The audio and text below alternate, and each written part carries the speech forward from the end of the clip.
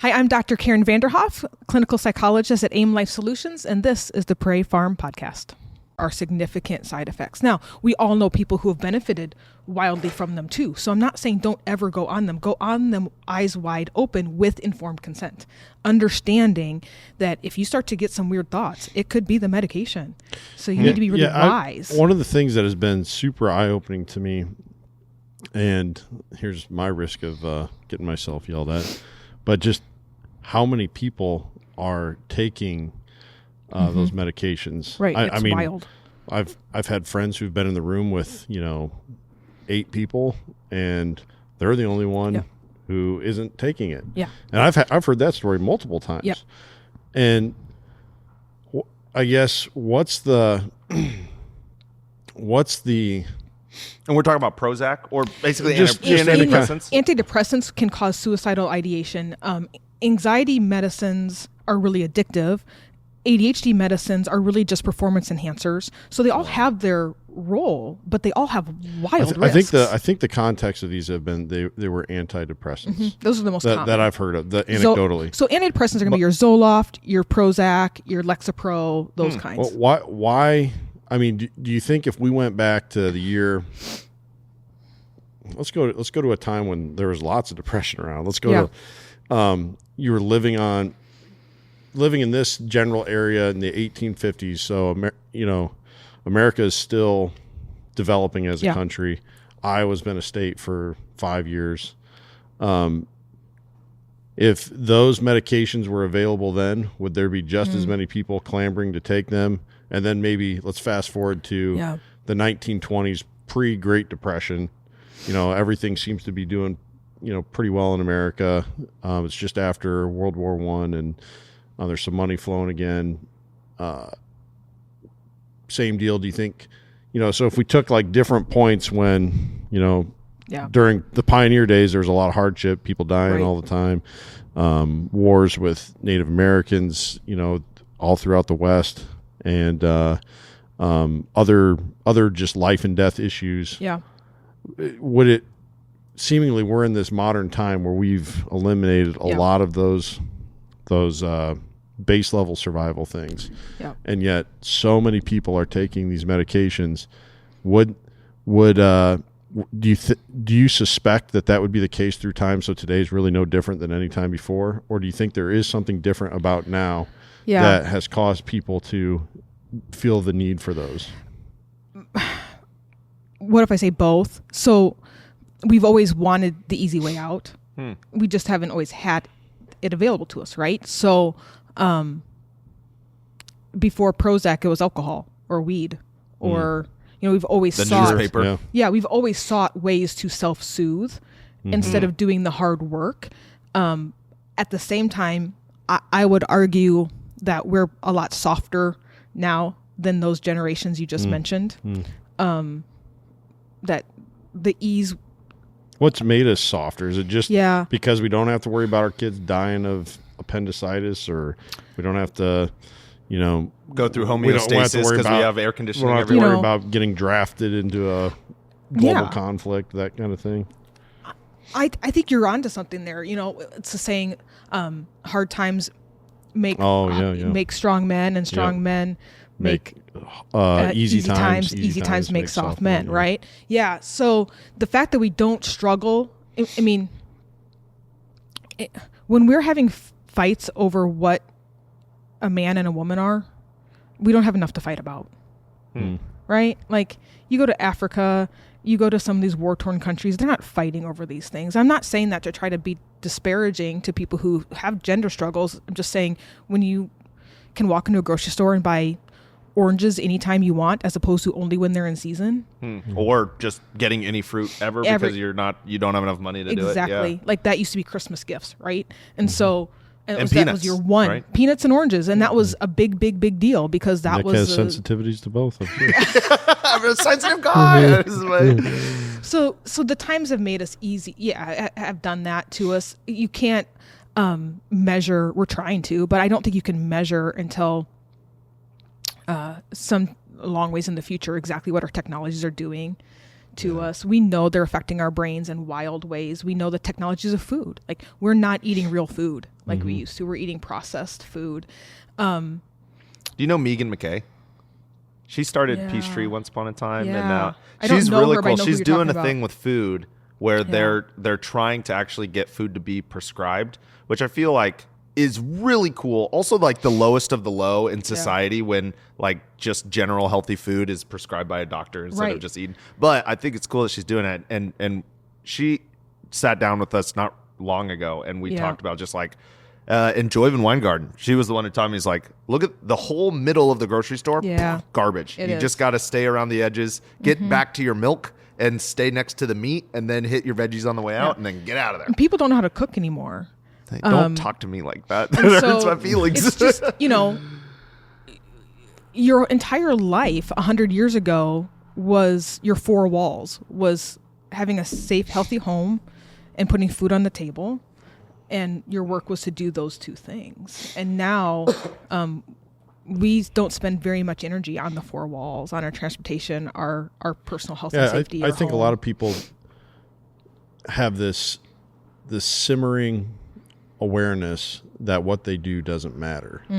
And that they rarely do anything that does matter. You mean like a deep subconscious awareness kind of thing? Or? Like when I was a teacher, and things were still going well with education. And it's not a blanket statement for all of the world, just where, how my career, when I knew it was time to do something else, but I no longer felt, one of the main things I felt was what I'm doing now does not matter. What I'm doing is glorified just babysitting, you know what I mean?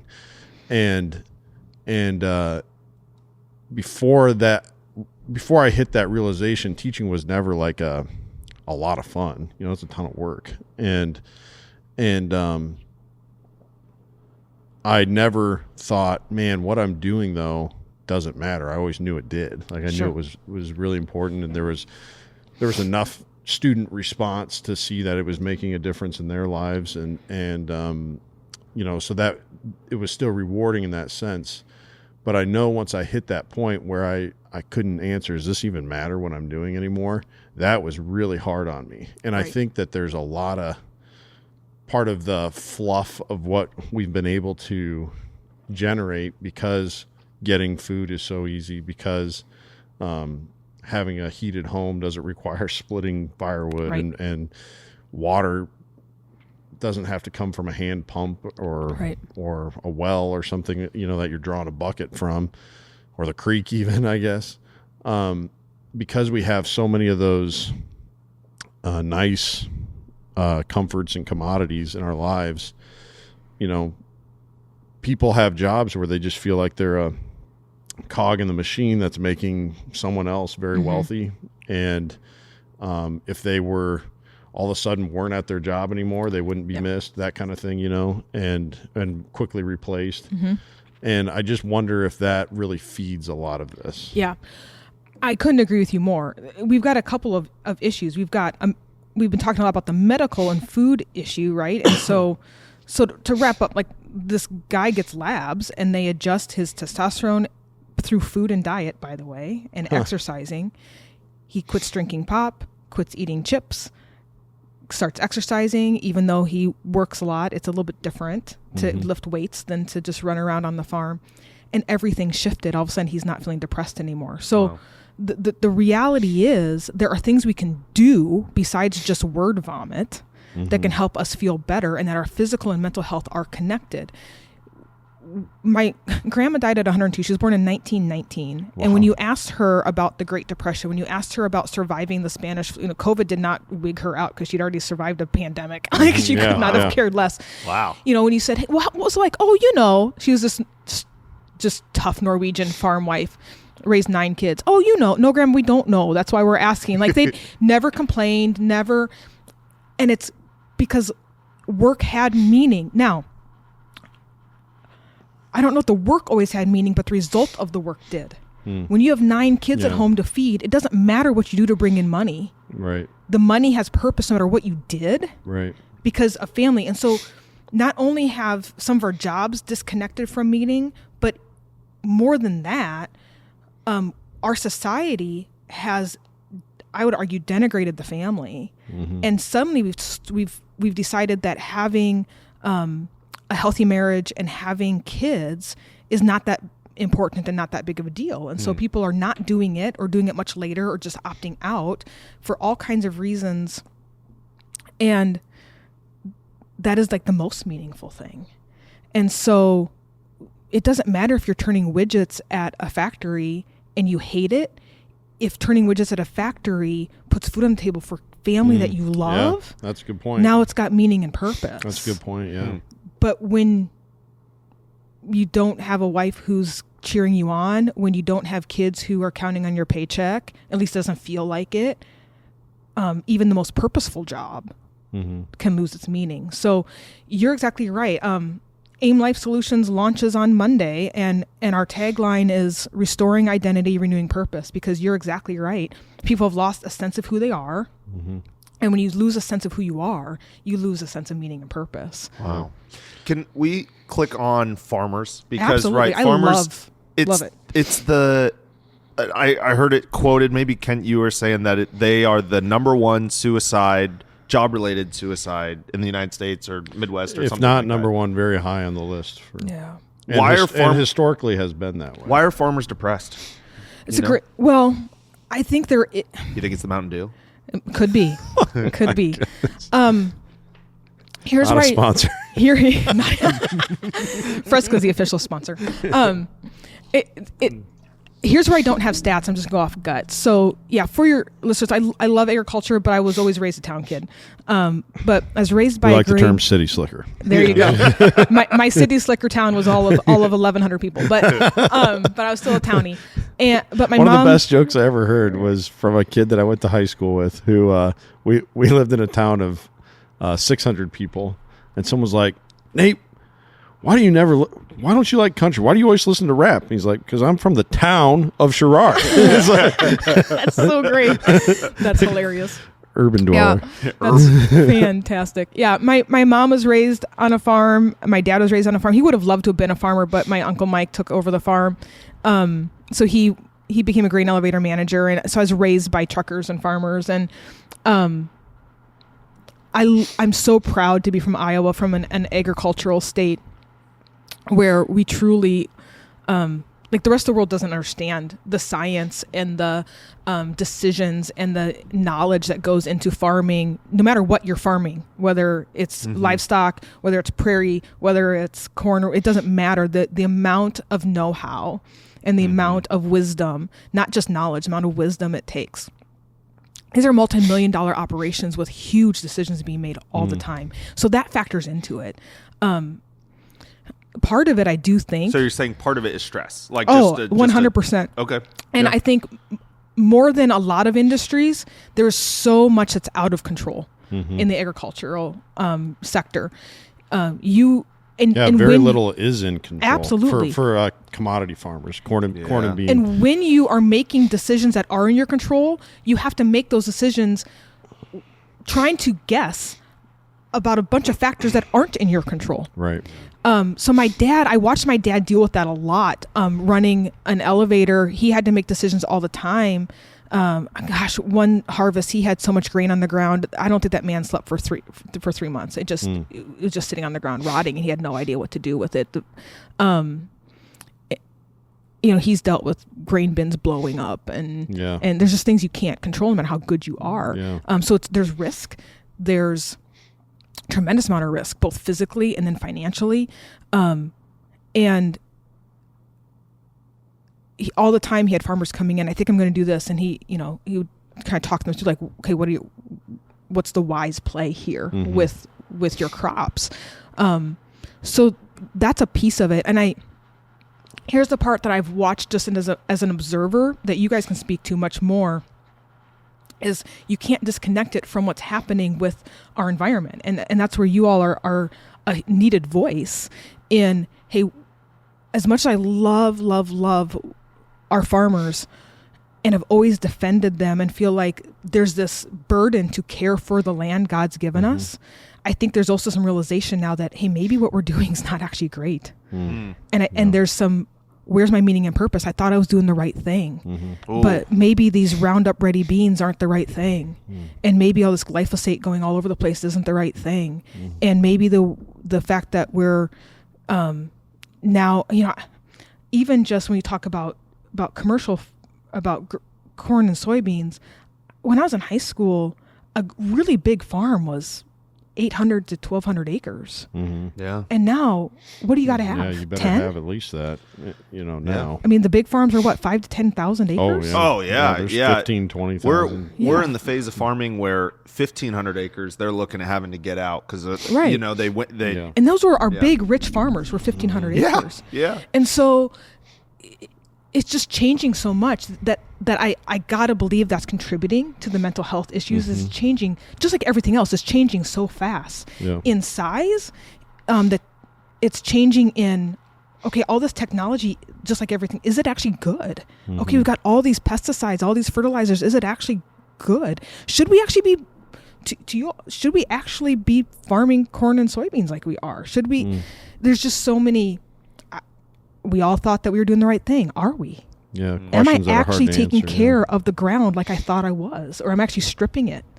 Because farmers at their heart, they want to take care of God. Yeah. They are the stewards of the land. And so to have this, I think some of them are starting to have a crisis of, have I actually been stewarding the ground, or am I actually causing problems? Yeah, I would imagine I haven't heard any farmers really ask that, but I would imagine like there's definitely some in their subconscious that wrestle with that, and I think another part of it too that's unique with farming is it's a lifestyle and not just a career, Right. And a lot of farms, I wouldn't be surprised. I don't have the data.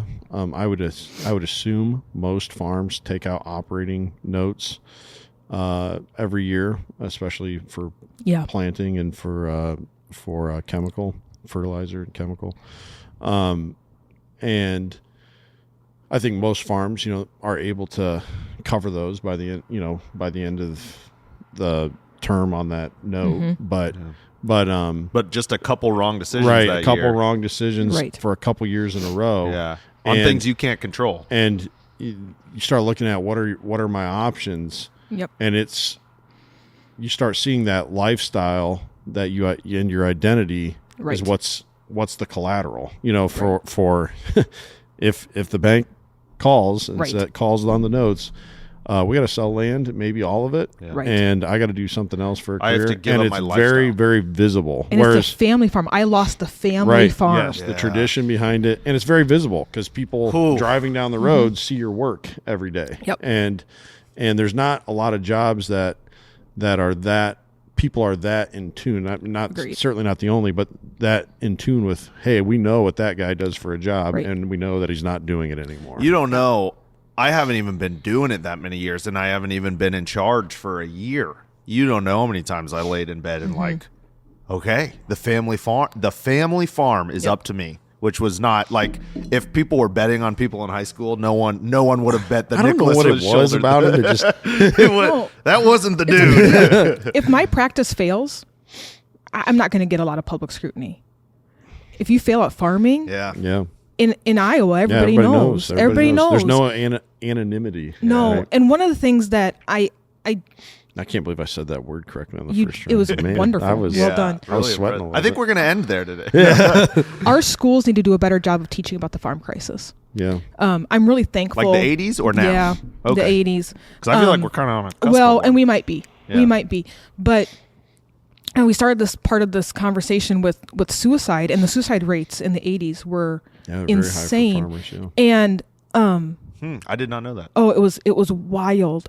And we just don't teach it enough. I think it should be taught nationwide, but every Iowan kid needs to understand. It's an incredibly important part of our history. The amount of farms that were lost, the amount of suicides that took place, really, really good farmers who did nothing wrong, but were over leveraged. Yep. Yeah. Lost everything. Or sold like the new next hot thing just for nobody needed that thing anymore. And then all of a sudden they've got a $200,000 note on something they could never pay for. And there was no way.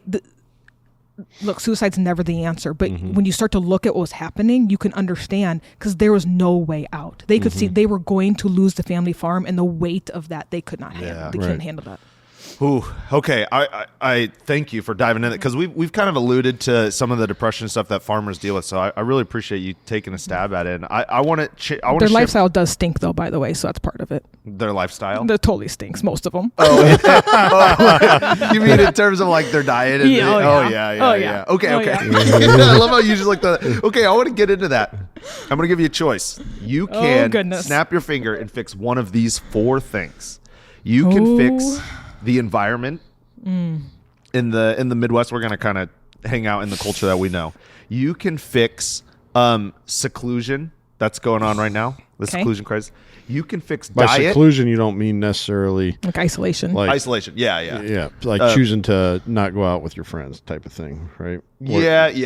Lacking in human-to-human interaction. Yes, and there's all sorts of reasons and stuff for it, but it is this a crisis. Is going to be Sophie's choice, isn't it? What? This is going to be Sophie's choice. Basically, yeah. The next one is diet. You can change diet, and the last one is obviously the one that we talked about for like an hour on my podcast was screens. Yeah. So you can fix one of those things. Oh, they're all interconnected too. Yeah, they are. They really are. Yeah, I know they're related, but for the game's sake. Right. So, golly, they all affect us so in such huge ways. Environment and food are so wildly connected to one another. We can't have good food without quality water and quality soil. That's part of the issue. Is an apple today does not have the same nutrients in it that it had years ago. But my answer might surprise you. I'm going to pick diet. And the reason I would pick that is because it's something that people can control. I'm tempted to pick environment, but it's out of control. I like to tell people things that they can actually control. We can do little things. It's not we can't contribute to fixing. You could literally still own that 1,200 acre farm and have it completely restored into prairie, and then everything going on around it just basically eliminates what's happening there. So that's a good point. But you can fully control what goes in your mouth. You can control that, and it is. Look, it's hard. Counselors talk about some really sensitive things. We talk about sex a lot. We talk about money. We talk about relationships. And I'm telling you, money and food trump sex over what people are scared to talk about because it is so intimate. And I think of those two, food, because we have to eat. We have to eat, and we do not. When my doctor told me that I cried the whole way home. Like, no more frozen pizza. Like, it seems so dumb. Yeah. Right? But those are huge coping things, though, yes. too.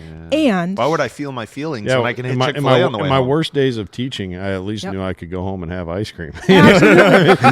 While you kept grading papers.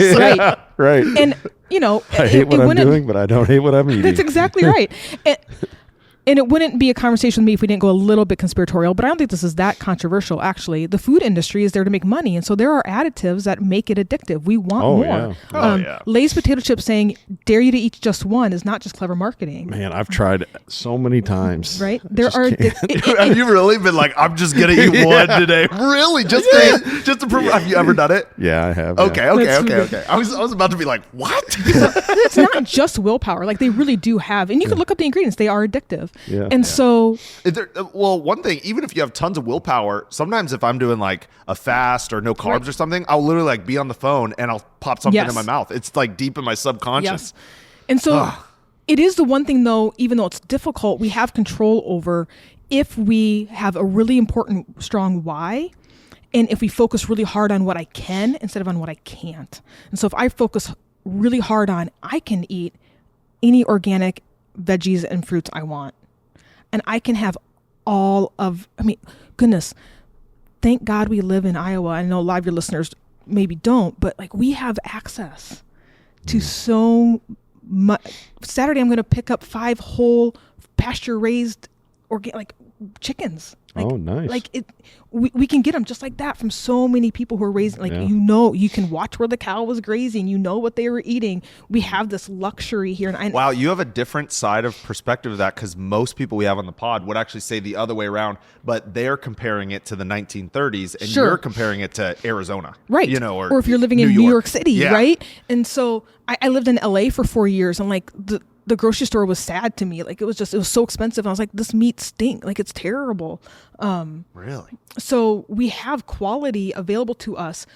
Your other guests aren't wrong. If we compare to in the past, we have a lot of work to do, but we can still make really good choices in Iowa that aren't, you try to get the quality of meat that we have available to us in LA, you're going to pay obscene, like you can't afford it.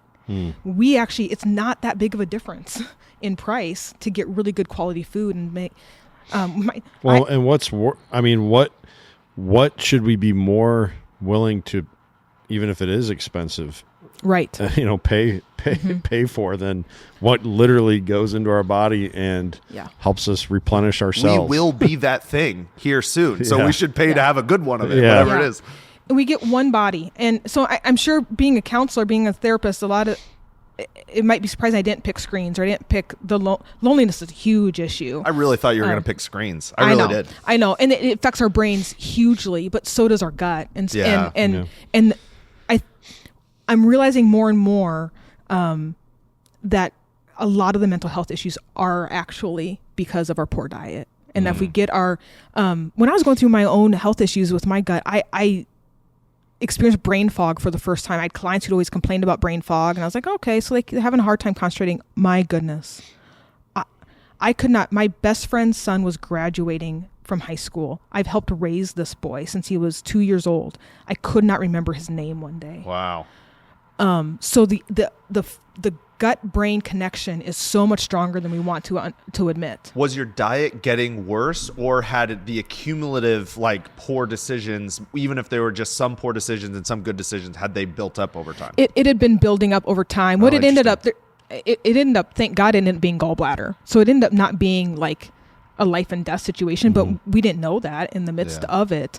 And we were with diet change, we were able to save my gallbladder. A lot of times we just, again, we don't look holistically. A lot of doctors would have just taken it out. And that's giving you trouble. Just get on out of there. And for a lot of people, that absolutely works. But God also gave us things for a reason. I wanted to try to save it, and so we treat it like air conditioning in an old car. Just go without. That's fine.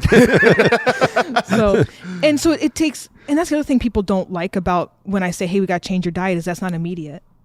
It's something you have to change right away, but it takes time. Yeah. It is so painful. The 4:30 p.m. till you go to bed, and you're in whatever mode to not eat what you want to eat is some of the most painful times of my life I've ever experienced. And you know what else it is it takes, especially if someone's got to lose 50 pounds or 100 pounds or some crazy amount of weight or something. One salad should be 10 pounds, right? It takes a whole house. It takes a whole family being on board. It does. You know what I mean? Because you could be when you're on your regimented schedule of going to work and packing your lunch, and once you're there at work, there's no other options. It's just whatever you brought. Or zipping. You can be pretty disciplined with that, but then when it's your niece's birthday party on the weekend, and it's frozen pizzas and cupcakes and ice cream and everything else. And you're the only one who's trying to be disciplined. Yeah. That's very hard for people. I was at my own engagement party. My surprise engagement party my sweet, sweet husband threw for me at George's Pizza, scraping the toppings off of George's Pizza because I couldn't eat the crust. Oh, no. Wow, what a delightful day. and it's got to be, in a way, it's got to be that way for you got to build those good habits, but for the rest of your life, you got to have that discipline and that new so way of much of it, we're social, right? Food and social go together, and so you have to be willing to be weird. And in all of those, actually, the screens, the environment, food, loneliness. How weird are you willing to be healthy? Because our society's not. Yeah. And so you've got to be willing to go against the grain. I started teaching a class on how to do adult friendship out of my church last night, and I said, hey, here's what we're going to basically learn. Here it is in a phrase: go first and be weird. You got to be willing to Yeah, there's go a lot first. of truth to that. Yeah. If you're gonna, Man, you learned that right away. Hey,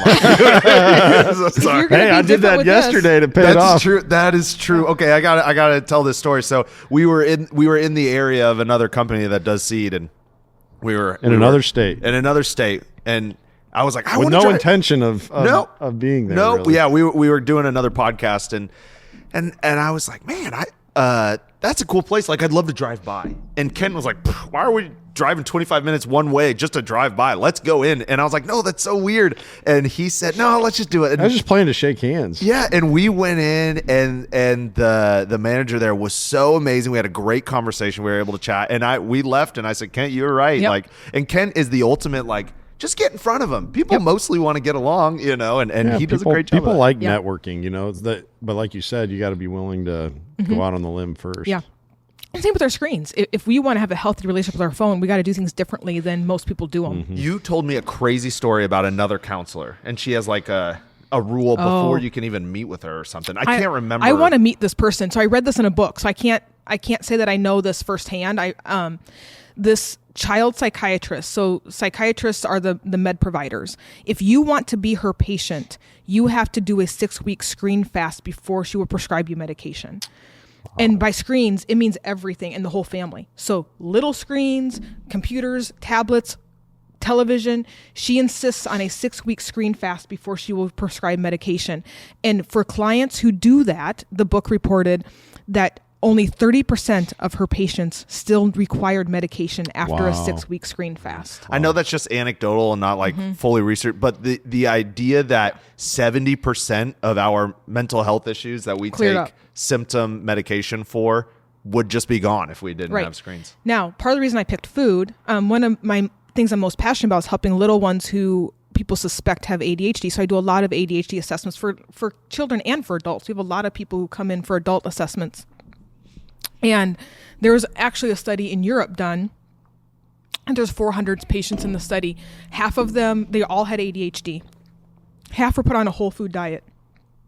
Nothing wild, just actual real food. Fruits, vegetables, meat. The other half just stayed on their normal Western diet.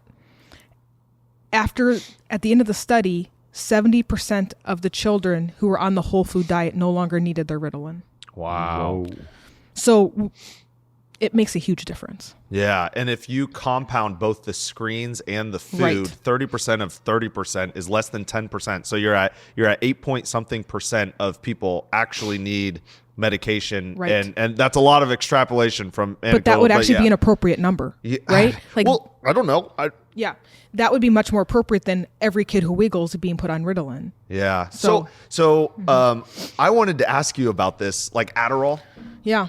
Let's say someone has ADHD or just have a hard time focusing, and instead of would it make sense to not take Adderall every day or whatever, but just, for twice a week, I sit down and I do a focus session for work or whatever. Would that make sense? It's one of the few medications you can do that because the half-life is so short that it's in and out of your system very quickly.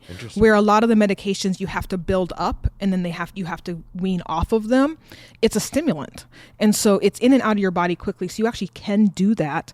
I would argue, look, people who really, really do have ADHD really do benefit from a psychostimulant, not anti-psychostimulants. We just have majorly overprescribed them as all. Yeah. And people who really need them will tell you, yes, this helps me tremendously, and also I hate the side effects because there are those too.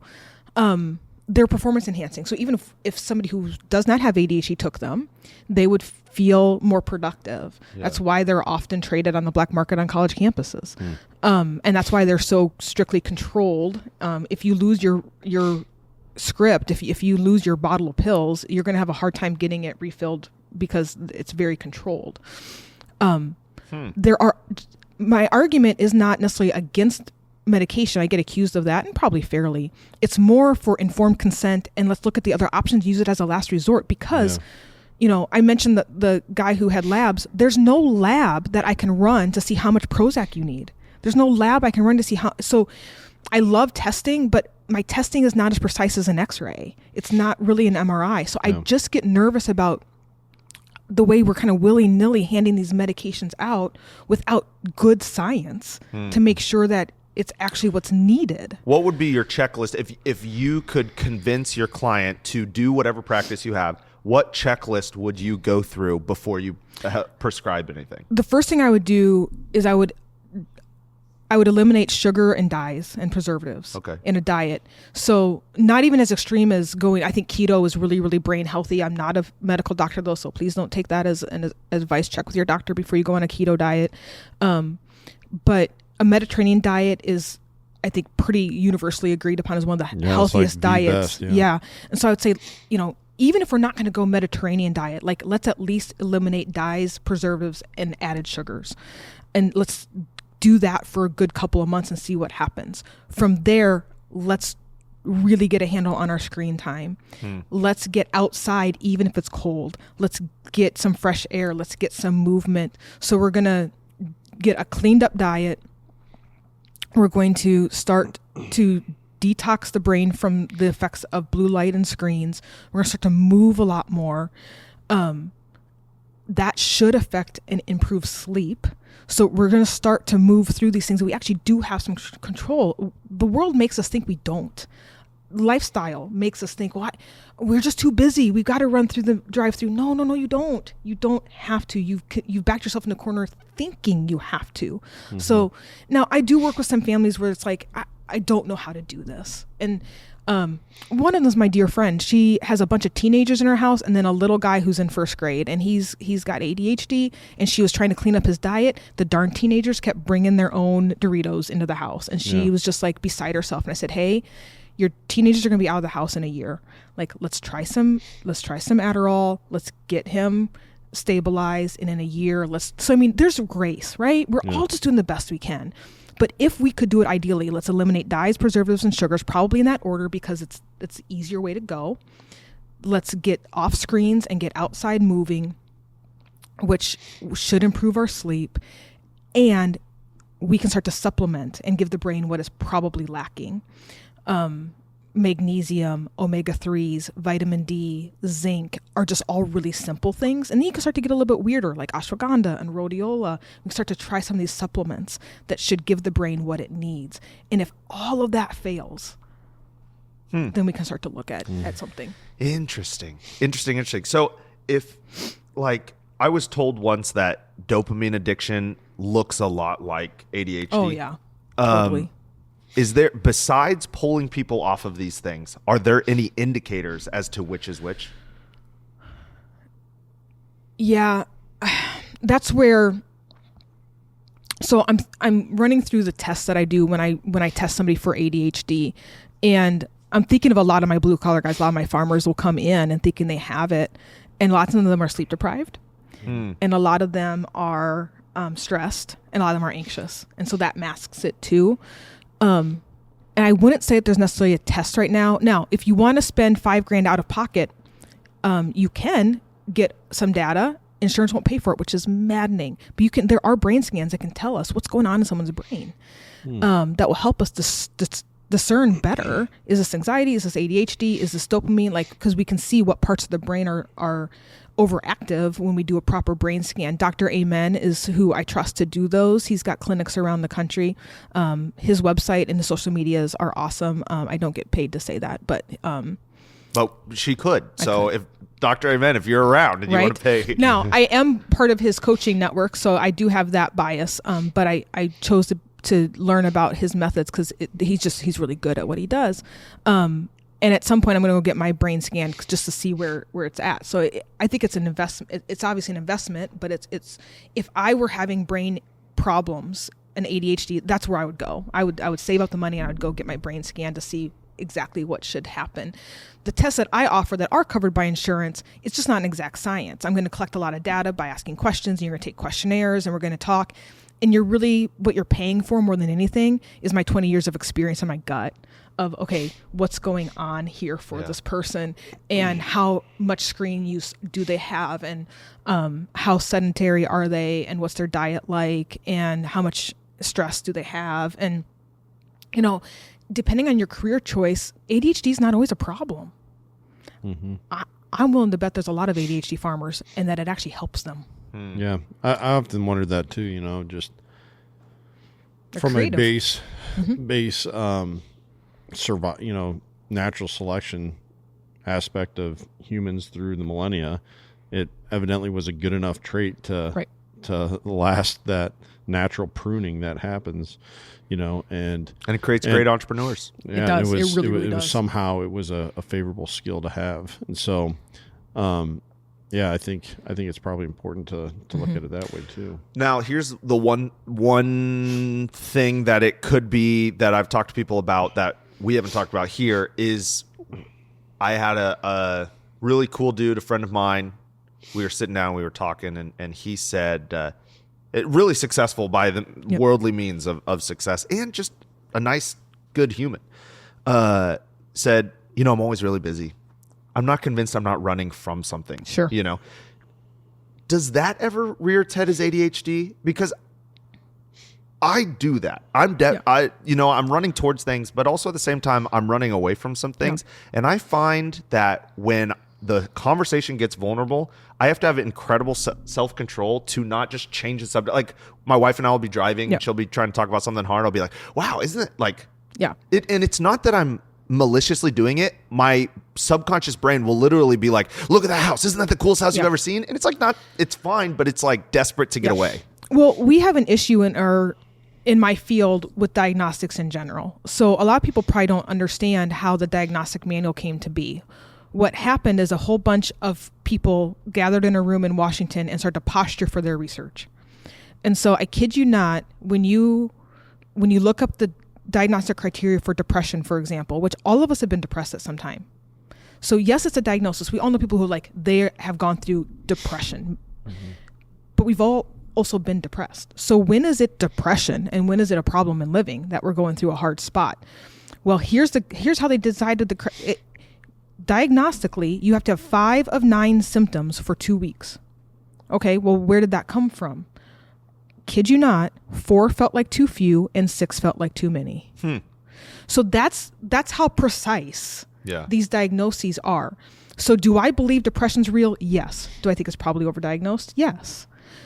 We all experience anxiety. When is it actually a diagnosis? So ADHD, do I believe that the symptoms of ADHD are real? Sure. Is ADHD a real thing? It depends on your definition. So the kind that's going to respond to medication is the stereotypical type that we all know, where the person simply cannot finish a task and they are just squirrel all over the place. That is your classic.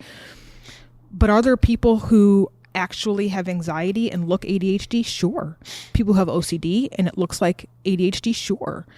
People who just are not real comfortable in their own skin and are not willing to go deep and vulnerable and so are running from something? Sure. And that's why I get pretty passionate about testing, because if you go into your doctor and you say, I can't focus, I can't concentrate, I would like some medication, and they give it to you without sending you to me first, you could end up taking Ritalin, which will help you do those things because it's a performance enhancer, but it's maybe not what your brain needs. What you really probably need is to learn how to be comfortable with who you are and find meaning and purpose. Yeah. I don't like that one bit. Nope, not for me. Okay, just a couple more things. I really appreciate you.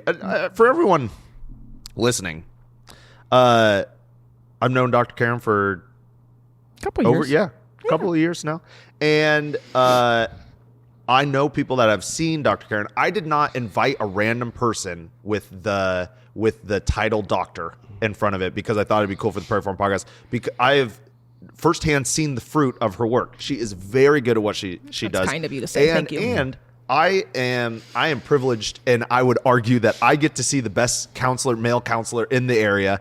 And when I asked him, who do you think is a very strong female counselor in the area that you would recommend, he said, well, at the time, Dr. Karen Cleveland, but no longer. And so we're all adjusting to the new last name. Yeah, we all are, all together. We're all in this marriage together. And so I really respect what you have to say. That. And there are things when I interviewed you earlier that I still chew on, 2 or 3 things, which is about all you can hope to get out of an hour conversation that I still think about and I chew on. So I really appreciate you coming out. Well, I appreciate you guys inviting me because like I said, I love what you all are doing. I really do. That. So yeah. Okay. Before we get to the last question, anxiousness in kids. Oh, man. It is like the thing, right? Yeah. Are they actually anxious? And if they are, what's going on there? So this is where I'm probably going to sound like back in my day, it just was better back then. I mean, come on. I actually think it was. Yeah. I mean, I think about, I had a really, really idyllic childhood, where I got to just run all over a beautiful little small town. It was Norman Rockwell, I realize now. Yeah. You could tell where we were at by where the bikes were in the front yard. Yep. It was get home before the street lights come on.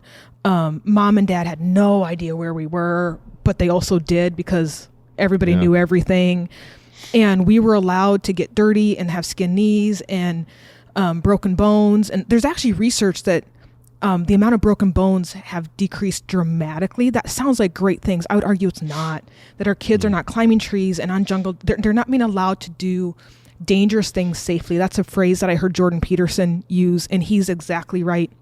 We have to tell kids you can do dangerous things safely. If they don't learn from adults, you can do something that seems dangerous, they don't grow confidence, and then they're scared. And if the adults are scared to let them do something, if the adults don't trust them, why would they trust themselves? So I really think the anxiety problem in kids is an anxiety problem in adults. I have been saying that to Kent recently. Like, I think that a lot of the issues going on with young adults and stems from over controlling parents.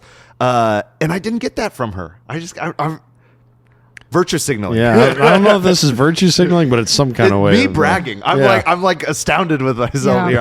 I normally don't get things that accurately. So because that is not sugar. Like what you just said, it wasn't sugar, it wasn't screens, it wasn't, Yeah, those things are a big deal, but I watch parents walking their kids to school.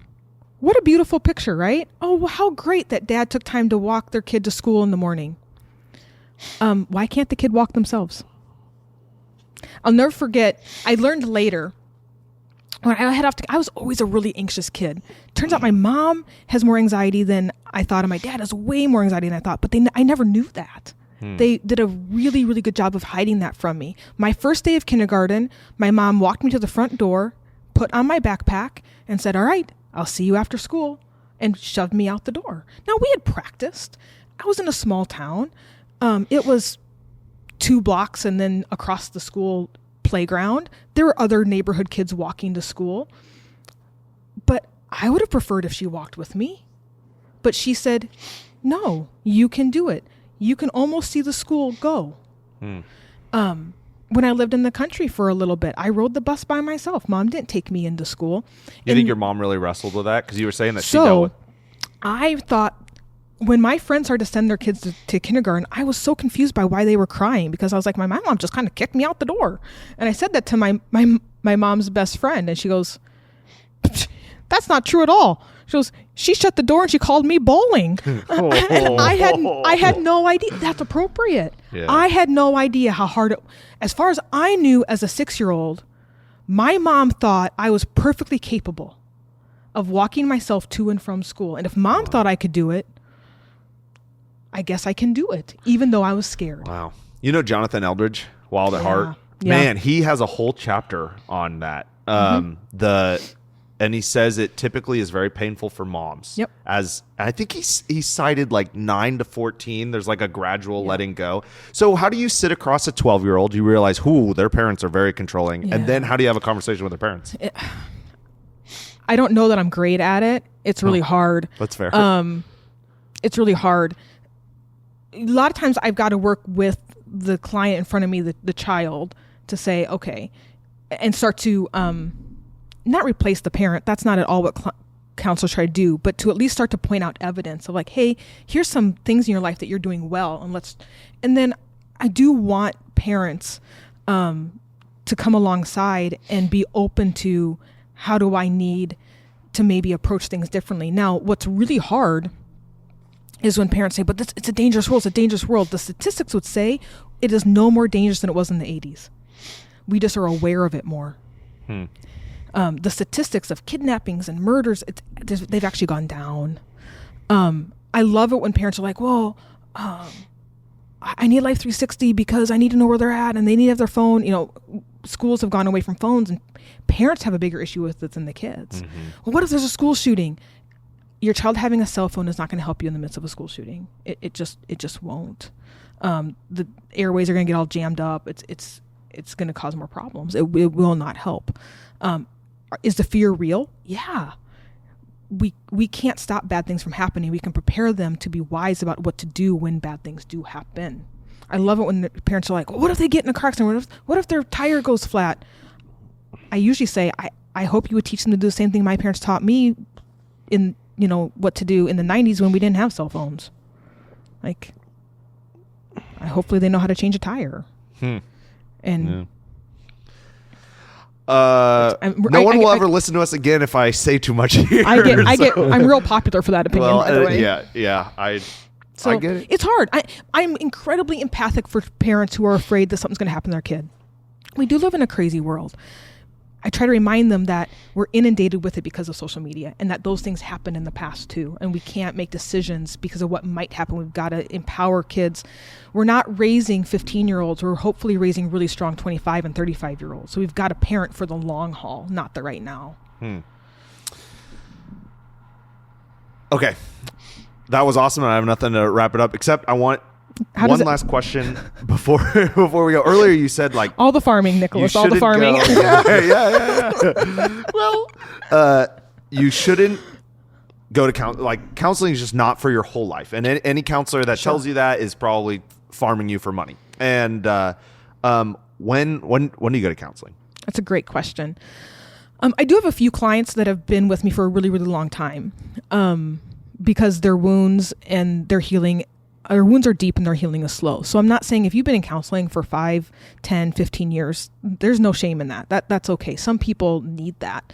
But even with those clients, there's been seasons where we've been weekly because something really important is happening. And there's times where we back off to monthly or every other month. When you need counseling is when you can, when you feel stuck, when you feel like you're drowning, when you know that you are lacking in a perspective or a skill. So I would evaluate, when do I need counseling, the same as when do I know that I need a doctor? When I can't see the path forward, then I need to get some help. And I do counseling to get to where, I think I'm back up on my 2 feet again. I would say medication the same way. I've taken depression medications. I'm not anti-medication. My hope is people take them for a season so that they can get back up on their feet again and start to use healthier lifestyle strategies and build and develop skills. We can't, if I break my arm, I know I've got a broken arm. I know it needs to be set. I don't know how to do that. I need someone to help me do that. And then once it's healed, then I can move on. So if you've got a skill deficit, if you've got a crisis, that's where a counselor can really walk with you and help you through not just the immediate crisis, but then building the skills so that when the next crisis comes, because there's always going to be a next, maybe you can handle that one next time. And you would probably say, like, if you don't have the skills, you would say before someone sees a counselor, unless there's something deeply tragic and urgent, they should go on a diet, they should limit their screen time, and they should connect with other humans and get outside first. Other humans for sure. Absolutely. All of those things. And I think, you know, if your functioning is being impacted for longer than, I would say a month, like don't let something linger, you know, a week, 2 weeks, the diagnostic criteria would say 2 weeks. I had been depressed that long. I didn't go see a counselor. But if you are having trouble getting out of bed, having trouble functioning, like that's when it's time, right? If it's affecting your sleep, if it's affecting your relationships, if it's affecting your productivity at work for longer than a few weeks, make a call. At the very least, ask the counselor, hey, what do you think I need? Like, should I be here? And we say there's no problem too big or too small. I agree with that. And if it's small, hey, it won't take very long, you know? Yeah. So if you're questioning, reach out. I got a few questions here. We hear about, we have a mental health crisis, and maybe it is, you know, kind of like we were talking about with medication earlier. Maybe there always was a mental health crisis, maybe two, everyone starts thinking there's a problem. I once heard Stephen Ranella say, when I was a kid, people just died of old age, and now they die of acute, whatever, kidney failure, and it's like we put a name to the problem on everything. And so maybe we have this perceived crisis because, and I remember when the awareness came about with that. It wasn't that long ago. Yeah. I'm a big Chicago Bears fan, for better and for worse. Mostly worse. Mostly. This year was all right. Yeah, this year was all right. But I remember back in, must have been around 2012-ish maybe, Brandon Marshall was one of the best wide receivers in the NFL at that time. Borderline personality disorder. Yeah, and he started, making all this noise about, I'm a new man now. I found Jesus, and I've gotten some great counseling. And I mean, this is a guy who I think had done maybe he'd been arrested a few times, I think, for domestic violence stuff, and definitely at different parts of his career seemed completely out of control with his actions and behavior and stuff. And he started talking about mental health all the time. And I don't know if he was the first person to really be doing it, but one of the first celebrities, I think, that became kind of a buzzword, mental health. Yeah. And then he was making a big deal because he was getting fined because he'd wear mental health awareness, lime green shoes or whatever, the different ribbons for, like yellow's support the troops, pink is breast cancer and stuff like that. Well, evidently, I think wasn't it lime green? I think so. Was the mental health awareness or something like that. So everyone all of a sudden starts using this terminology. And again, I don't know if it's because of Brandon Marshall necessarily, but I just remember that kind of coming around. And since that time, I was in public education for 8 years. We started doing all these things called social emotional learning, SEL lessons and stuff like that. You'd start the day off teaching a little SEL lesson. And that was when you were teaching, or when you were a student? When I was teaching. Okay. And then came along trauma-informed schools where you'd go to, as a teacher, you go to training sessions on students who experience, any level of trauma, really, but especially the major, like abuse and neglect and things like that. It drastically harms their ability to perform at school, and all this stuff, right? All this kind of within the last 15 years, and kind of along the lines of how things have changed with parenting. There's just been a societal shift in how we view these things, and the value we put on them. I used to walk to school too as a kid. And, it wasn't that long ago. A couple of years ago, some lady sent her kid to the gas station or something like that. He was like 7 or 8. And got all kinds of heat. She got arrested, if I remember correctly. So, that was just because the neighbors watched the kid walking down the street, When I was a kid, your mom would run into the grocery store and you'd hang out in the running vehicle the whole time. Oh, yeah. 3 years old was a good time. Yeah, you can't, that's just not. Those things, society does not accept those things anymore, right? And so, do we have this perceived mental health crisis? Is it really the case, or is it more we've just been able to define? You say, Kent's kind of been bummed out for a while. Now it's Kent has acute, can't see his brain-eating amoebas, whatever we name the problem, and so everyone kind of walks around thinking I must have something wrong with me because statistics say this many people out of 10 struggle with their mental health. What is the perceived problem as bad as it really is? Is it actually worse than what the perceived problem is, or maybe we just have to keep things in perspective a little better, that through all time, people have struggled with these things. Yeah, good question. Well, might as well end on some controversy. So, earlier, none of that was controversy. We'll go deeper. I still want to ask you about AI and counseling. Oh goodness. Oh yeah. I didn't even think about that. Yeah. So that's my counselor right now. This is definitely my opinion and my perspective of what I'm seeing over my almost 20 years in the field. Yes, it is as bad as we think it is, but it's not a mental health crisis. It's we have a social perspective crisis. What I mean by that is we're calling it a mental health crisis when really what we have is where we kind of started, where we've got a lot of these other secondary problems. Well, you hit it, where we've got a lack of identity and meaning and purpose. And instead of people saying, hey, the solution's in the mirror, we have people saying, I'm a victim of this diagnosis or this situation, and so people need to cater to me. Instead of saying... And I'm going to be honest here.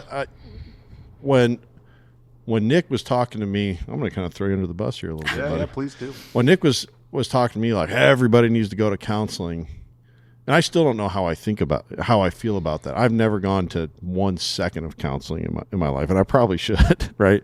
But it just wasn't. That was not on my radar, growing up and stuff. I mean, the classic phrase was, "I'm just gonna have to get over it," right. that.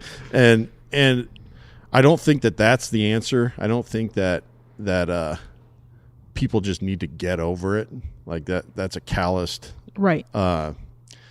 That being said, it's kind of like when your dad tells you you're too old to cry. It's like, yeah, you're probably right, Dad. I should probably get over it when I hurt my hand and not, I should be a big boy, or when I skin my knee and fall off my bike, like maybe that resilience where's the balance on that? Right. Should we be running to a counselor every time No. we're feeling down and we're feeling like we aren't heard and we lose somebody in our life or whatever, or at some point where does that, we got to develop that resiliency, like you said, we look in the mirror and say, no, the resources are in you to climb out of that hole. You're exactly right. So no, we shouldn't run to a counselor every time we've got an emotion that's bothering us, just like we shouldn't run to the doctor every time we've got a sniffle.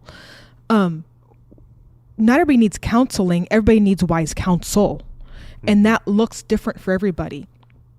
I've been to a counselor one time in my entire life as a counselor. Now, some people are going to be shocked and appalled by that because there's a belief out there that if you are a counselor, you should be in counseling. I have wise counsel in my life. I have multiple mentors that hold me wildly accountable. I've been through seasons of prayer. I've been through different healing ministries. So I've sought out wise counsel. I like that, yeah. And so wise counsel. Everybody needs wise counsel in their life. It doesn't necessarily mean it's a counselor, a therapist. That probably depends on the kind of people that you have in your life, too. Some people have... Well, look at the people around me. Of course I got to go find them somewhere else. You just need to go talk with Riley. Yeah. But we've got... we have a victim mindset that's infiltrated our culture that says, I definitely agree with that. Yeah. The thing about it being a victim, on the positive, nothing's my fault. Yeah. Nothing's my responsibility. That's the problem, though. If it's not my fault, if it's not my responsibility, then I'm stuck. And that's just not true. Even when you are a victim, and we've all been a victim, we don't have to stay a victim. There are still things that we can do autonomously. I mentioned them at the very beginning of the podcast. We always have control over what we think, over what we do, and over how we respond to our emotions. Viktor Frankl? He brought a lot of that. Yeah. Man's Search for Meaning. And so, you know who that is? He's the one that... He wrote it. He wrote it after he got out of the Holocaust. Out of a concentration camp. Henry Cloud and John Townsend have written some of the best material on how to have good, healthy boundaries, which is understanding that I have the ability to control those things and nothing else. One of the reasons I love working with farmers, and they have such success when they do come to counseling, is I very rarely meet a farmer who sees themselves as a victim, even though a lot of them have been. Yeah. Wow. Yeah. They beautiful crops coming up and it gets trashed by hail. They are by definition a victim. They don't see themselves that way. Yeah. All right, what are we going to do? Yeah, at the end of the year, if they can't pay their bills, they would still say, I lost the family farm. You know, they still take responsibility. There is incredible ownership in the egg industry, even though it is full of being a victim. Yeah. To the markets, to the weather, to broken down equipment, to things that you didn't cause. Yeah. That makes me think that ownership and resiliency are deeply intertwined. You know what I mean? If you're a victim and everything's happening to you, of course you're not going to be resilient, you know, but if you, man, that's interesting. Man, Kent, that's such a good question. I don't know. And also I want to add that the way that I see counseling is just like a doctor. If I scrape my knee, I don't need to go to the doctor. If I get in a chuff with my wife, I'm just going to call a friend and be like, hey, here's what happened. Can you either tell me that I'm being an idiot? Call a friend and blame her. Well, I tell everyone, like, tell me if I'm being an idiot or tell me if I'm right. And you know what I mean? And my wife will ask later if I say, hey, can we bring up that thing earlier? She's like, did you talk to your friend? Did you call Matt? Did you ask someone about it? And it has to be someone we both trust. Yeah. You know, because if I just call someone that just I trust, she doesn't really trust him, and I just, you know, complain. That doesn't work. But so there are things, that's not a counselor, but there are really, like, if you break your leg, you got to go to the doctor. Right. You know what I mean? Like, and forbid, you know, that, what is it, 3/5 of all kids are sexually abused. It's wild. I think it's over half. I hope it's not that high. So that's the other thing. And so that, I think, you got to go to a doctor for. You know what I mean? Here's what stinks about, I don't know where this came from, but it seems to me like there's a belief being perpetuated by people in my field that if you've got a wound, you're just stuck with it. And if you've been a victim, you're just going to be a victim, especially around trauma. Like, oh, you've got trauma in your past and you're just baloney. No, there's always healing available. For some, it comes faster than others. For some, it's hard. It's a grind. But goodness, no matter what's happened to you, whether it's anxiety, depression, trauma, sexual abuse, there is a path towards healing and health. And people in the egg industry know that, right? Okay, harvest stunk this year. We're going to plant again in the spring. Yeah, that's true, yeah. We're going to go again. Man, farmers, I feel like it's such a metaphor that they will get hurt, like, physically in the field. They don't go to the doctor, so it heals, but it heals a little crooked, you know. You know, and I feel like our souls can do that too. Sometimes we should have gone to the doctor, get it reset. Look, it's healed, but there's a little bend, you know, there's a little something going on there. And I also would point out that if there is healing to be done, it's got to be exposed is too strong of a word, but if it's covered up with screens or food or whatever, then just like a wound, it'll fester and get infected and get worse and cause people have to be ready, right? So as much as I rail on people for those things, I would also say that those things, including addictions, unfortunately, alcohol and stuff, those are not good things. Nobody would say they are. A lot of times it's what's allowing somebody to cope until they're ready to get a better coping skill. Yeah. And so, can I defend AI counseling to you? I don't believe this, but this is the argument. So I'm going to present it, and you tell us what you think. Okay. Ken, I'm glad you reminded me. You stole my learning topic. how to use AI. I know AI is going to take over. That's what they say. But I asked AI to make my dog doing different things in the bathroom, and it gave it a human hand holding a hair dryer. So disgusting. I just don't think that AI is quite ready. No, it's not quite there to take over the world if it's going to give my dog a human hand. Well, it's got some. Let's do it right now. Pull up your phone. Let's do it. No, I don't have. Let's do it. Signal in here. Let's go on. Give me a symptom to ask about on ChatGPT. Ask it why you get really sad in January. My coworker. Me? Okay, here's what I want to say about AI. It can be crazy good, I right? like playing with it, and it has been very helpful. We're a 4-man team. We do things that 4-man teams could not do 5 years ago, and I'm very grateful. And I would say that Kent, Riley, and Judd are some of the most talented humans I have the privilege of being around. But we really get it, and some of that is just AI so fast. Now I'm pretty cautious. I'm not gonna like type in random stuff just to do nothing. I just like to test it to see what it can do. But I'm cautious because of its environmental impact. Now here's where when I played with it, it was like scary good, and it was scary close to Matthew. And I told it to train itself on I basically took people that have a lot of books out there, like John C. Maxwell or Bill Johnson or some of these people. And I said, this hey, thing's got you Hint. Well, my coworker gets very sad during the month of January each year. Any idea what's wrong with him? He says he's 6 foot 2 first Filipino. of all, seasonal. Yeah, yeah. This is I actually pulled up a picture of you.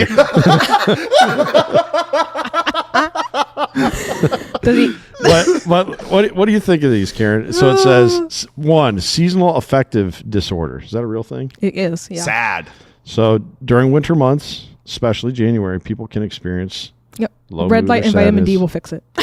Oh, interesting. I didn't know that. Yep. You said red light? The post-holiday letdown, which I think that's another, like people getting so excited for the holiday season. Take the letdown side out of it. What's going on that time of year is just is like, that's when it's worth being alive, or the same thing can be said for vacation. I've seen people get terribly depressed on the last day of vacation. Like, man, you got 50 more weeks of the year. Well, also during Christmas, you eat an insane amount of sugar, and then you got to deal with the ramifications. There's afterwards. that, and part of it too is our expectations and reality don't match. So November, December are the busiest time of the year for counselors because the trickiness of the family dynamics, and people have these hallmark holidays in their head, and then there's anticipation it's going to be perfect, and it didn't end up like they wanted. And so then there's a crash, or they know that Uncle Bill's going to drink too much, and mom and dad are, and so they're anticipating. They want this. They anticipate what they're actually going to get, and the tension and these expectations, and not having the courage to set good boundaries and say, hey, we're going to come, but if this happens, we're going to leave, so it gets crazy. And then people think January and February would be busy because it's of seasonal affective. It gets really, really quiet. Nobody has any money. Deductibles have rolled over, and people are actually too depressed, and it's too cold. Now, again, this is an Iowa specific thing. People don't want to leave their house. Yeah. It gets dark and stuff. And so they're broke. They're so sad they don't want to leave. There's this letdown. And so they watch the Godfather marathon again. No one ever feels good after that. But AI can be scary good. I mean, because seasonal affective, like it's going to peg it, right? So this is what I did. This is what I did just to test it. I said, hey, write me 100-page report on John C. Maxwell. Write me 100-page report on Bill Johnson. Write me 100-page report. I think I did Erwin McManus, and I did a couple business people. Riley Rosendahl. Riley Rosendahl spits wisdom. Yeah. If you give him some time to he takes a little bit of time to think about stuff. You give him time, man, he'll change your life. So I did that. And then I re-uploaded those 100-page documents, and I said, and I used Dr. Amen. Yeah, he's great. Yeah, and Sahil Bloom. That was the other one. Totally Dr. Carolyn Leaf. Yeah. I used her. Those are great people. And I uploaded all of those 100-page documents because it basically read their books and then spit out it.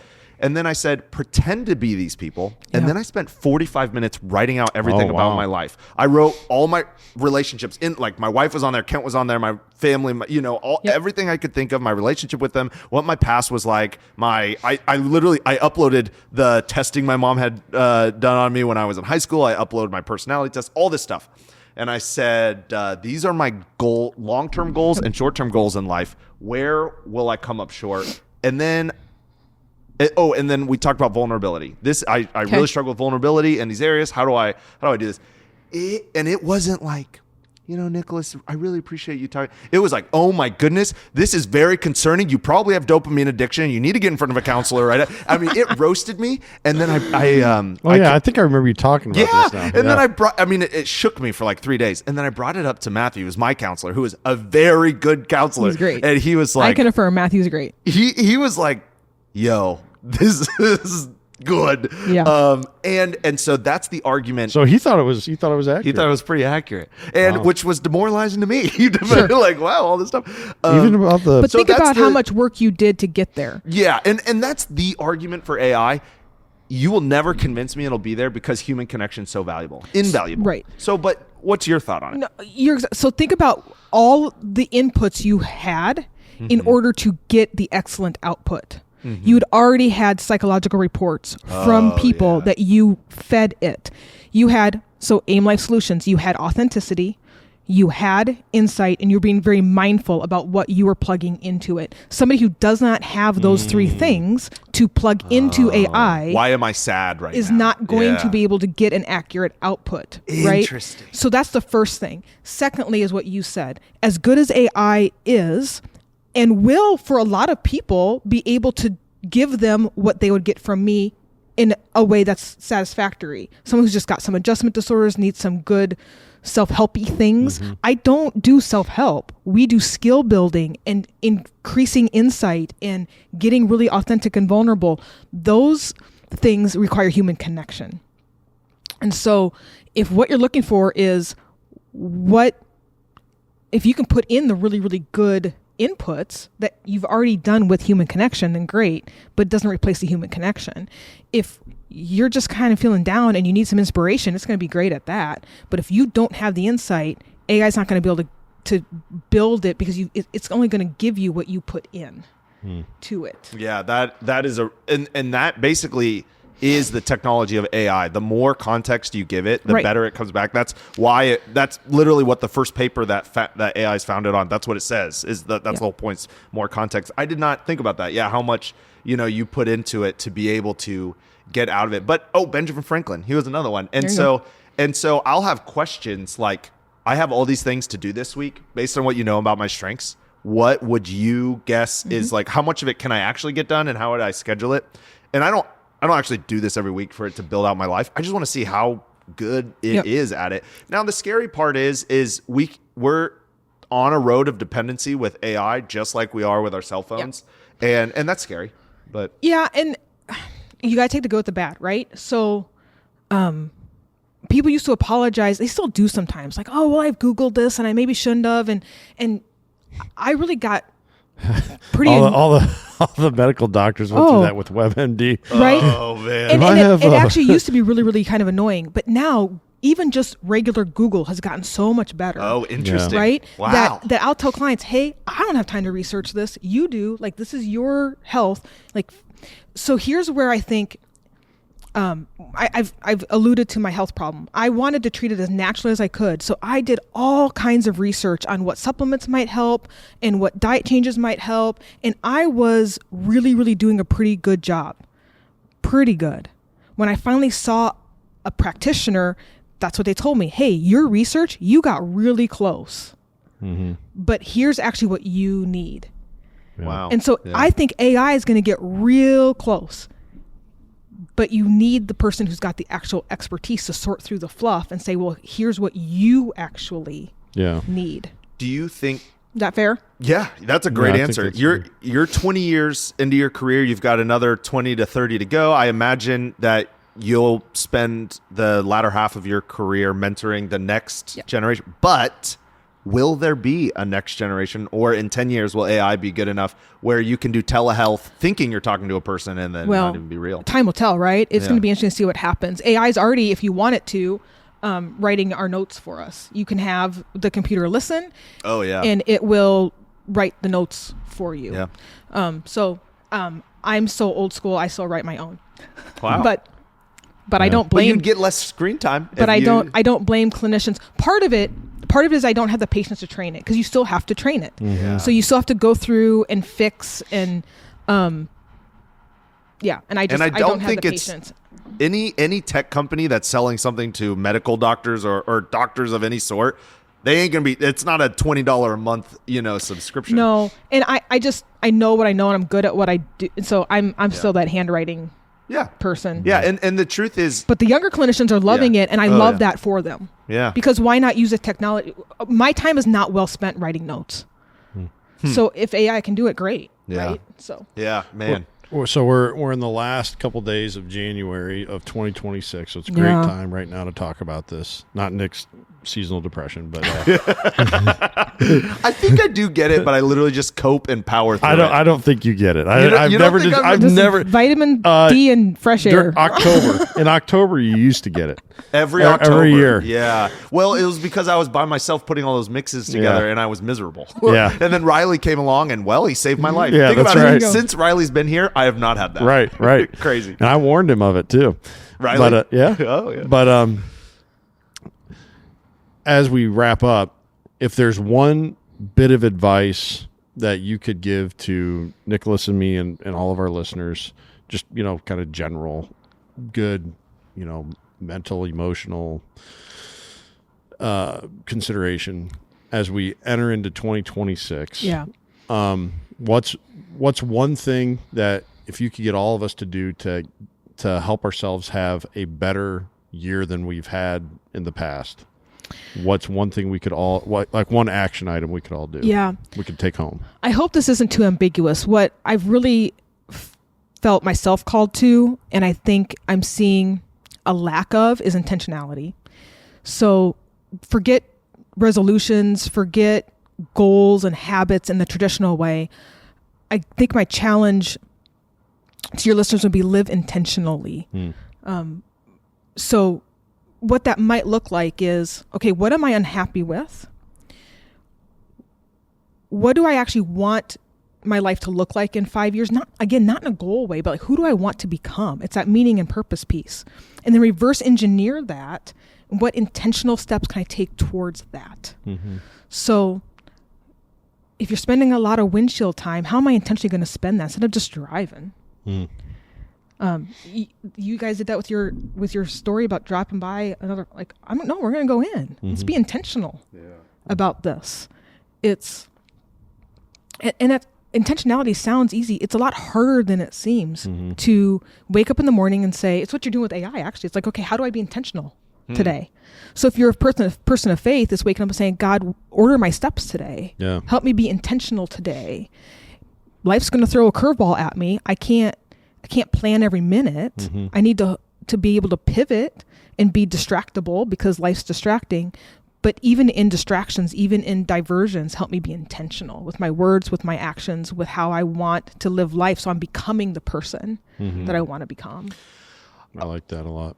Before we go, I'm sorry, I just got to ask this selfish question. Since Judd has come on the team and I don't have to answer the phone and emails and I don't have to be ready to answer the phone at 7:30 in the morning, I have found myself going to bed at 1, waking up at 8:30, 8:45, and you sleep until 8:45? If he's going to bed at 1, he's got to. I'm just kidding. I mean, I roll in here sometimes at 10 o'clock. But then the flip side is like, I'm still sending them emails at midnight. Ken actually makes fun of me because I always justify how much I've been working. I'll work like all the time. Yes, guys, I'm still working. Sorry, guys, I'll be a little late. I was up till 2 a.m. I believe that love comes from performance. Okay, I'm dealing with it. So when's your next appointment with Matthew? Yeah, Tuesday.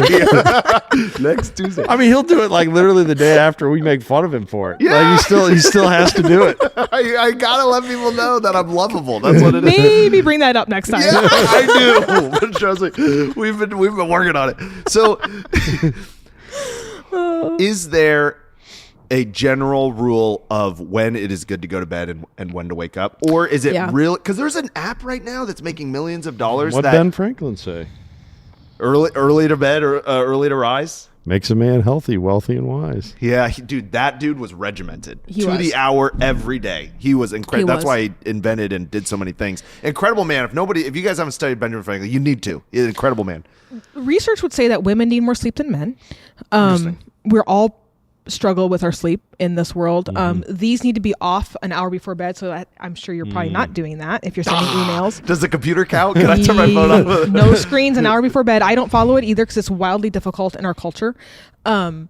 Does watching reels with my wife right before I go to sleep? Most screens you could possibly. Does it count that I have my phone grayscaled? It's only black and white. At the very least, wear blue light blockers if you're going to use your screen late at night. I can just see you wearing your goggles, like serious ones. But I do encourage people to try to detox before bed. It's a good habit. Again. Is that the same for TV too?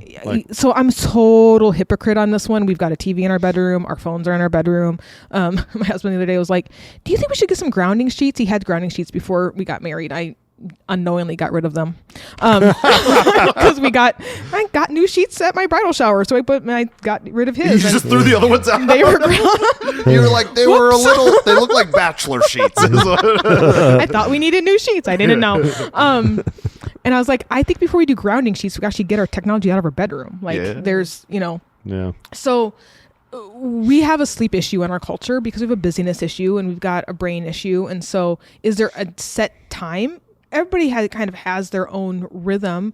So is it just having a rhythm is the important part? I think so. Now, if you want to go real old school and you want to look at some people who are studying this, most of us can't do what's recommended. They would say that we should sleep with the... Are you talking about the midnight oil thing where they wake up? With the season. So, you talk about 100 years ago, you would eat supper, and when it got you would go to bed shortly after it got dark. So in the winter, you were sleeping. You can't just burn that kerosene all the time when it's so hard to come by. You were sleeping long in the winter. Wow.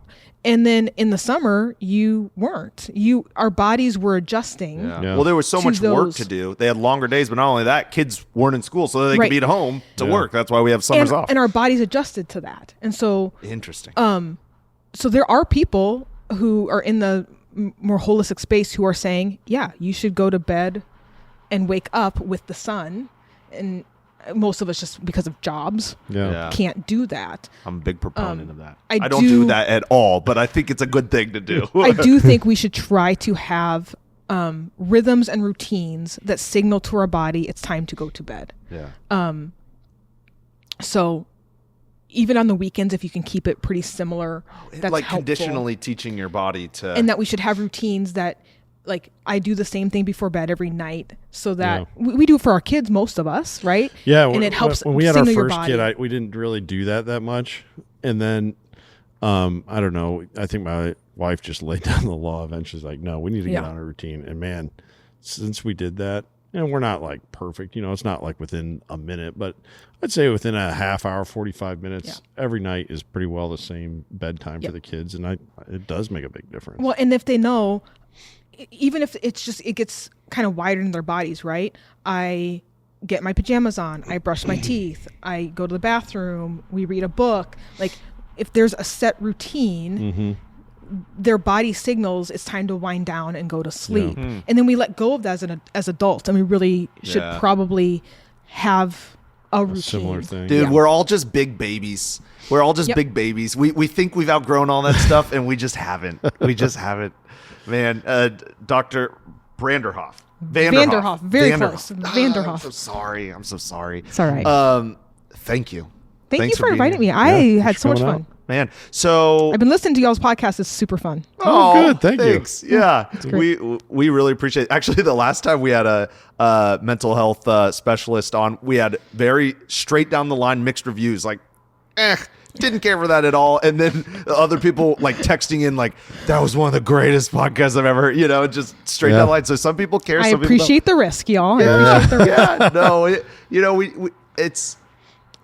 It's all connected. People ask that sometimes. Man, you guys talk about it all over the place. It's like it's all related. Yeah, it really is. You can't fix the land, which is Hoxie's job, right? Our purpose is to make the world a better place to physically live. Yeah. But to get there, you got to take care of all these other aspects that factor into that. Because conservation, it happens one mind at a time.